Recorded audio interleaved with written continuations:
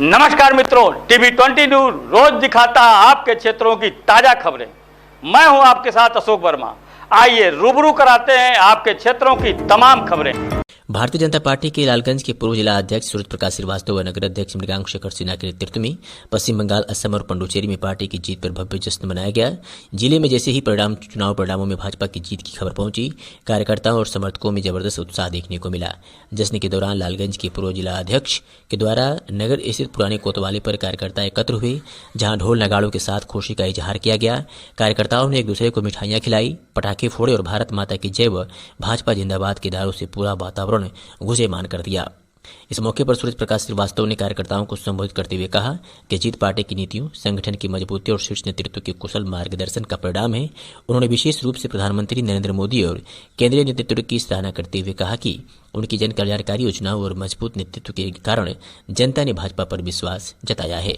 कार्यक्रम में वरिष्ठ कार्यकर्ताओं के साथ साथ बड़ी संख्या में युवा और महिला कार्यकर्ताओं की भी भागीदारी रही। सभी ने एकजुट होकर पार्टी की जीत का जश्न मनाया और भविष्य में भी इसी तरह संगठन को मजबूत करने का संकल्प लिया।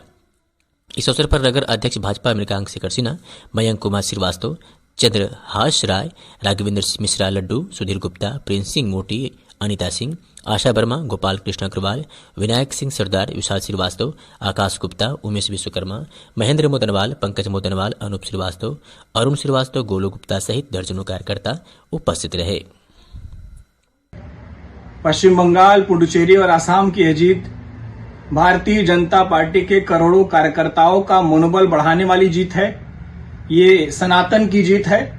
भारतीय जनता पार्टी के नेता, देश के यशस्वी प्रधानमंत्री श्री नरेंद्र मोदी जी, राष्ट्रीय अध्यक्ष नितिन नवीन जी और रणनीतिकार देश के गृह मंत्री, आधुनिक चाणक्य आदरणीय अमित शाह जी के दूरदर्शी रणनीति और लगातार असंख्य कार्यकर्ताओं द्वारा जो परिश्रम बंगाल में, आसाम में, पुडुचेरी में किया गया, ये उनकी जीत है। इसके नाते ये हमारा पूर्ण बहुमत की सरकार बंगाल में बनी है, पुडुचेरी में बनी है, आसाम में बनी है। निश्चित रूप से भारतीय जनता पार्टी के देवतुल्य कार्यकर्ताओं द्वारा अपने जीवन की भी बंगाल में आहुति दी गई और इसके नाते आज चलकर के कई वर्षों के अनवरत मेहनत के बाद बंगाल में हमारी पहली बार सरकार बनी है। सनातन की सरकार पहली बार बनी है, जो हम सभी कार्यकर्ता बहुत उत्साहित हैं इसको लेकर के। और निश्चित रूप से बंगाल की यह जीत देश में एक बड़ा संदेश देने जा रही है। निश्चित रूप से जिस प्रकार से हमारी आसाम में तीसरी बार सरकार बनी है, पुडुचेरी में भी सरकार बनी है और बंगाल में पहली बार सरकार बनने का बड़ा मायने है कि वहां की कलकत्ते वाली काली मैया ने जिस प्रकार से भारतीय जनता पार्टी के कार्यकर्ताओं को जिता करके भेजा है कि सनातन की एक धारा अब चलने वाली है बंगाल में। निश्चित रूप से यह जीत हमारे सभी असंख्य कार्यकर्ताओं द्वारा, करोड़ों कार्यकर्ताओं की मेहनत का परिणाम है। और वहां के जो नेता लोग लगे हुए थे, ऐसे हमारे रणनीतिकार आदरणीय सुनील बंसल जी, वहां के नेता शुभेंदु अधिकारी जी और सभी कार्यकर्ताओं के परिश्रम का परिणाम है। इस जीत पर सभी को बहुत बहुत बधाई और शुभकामनाएं।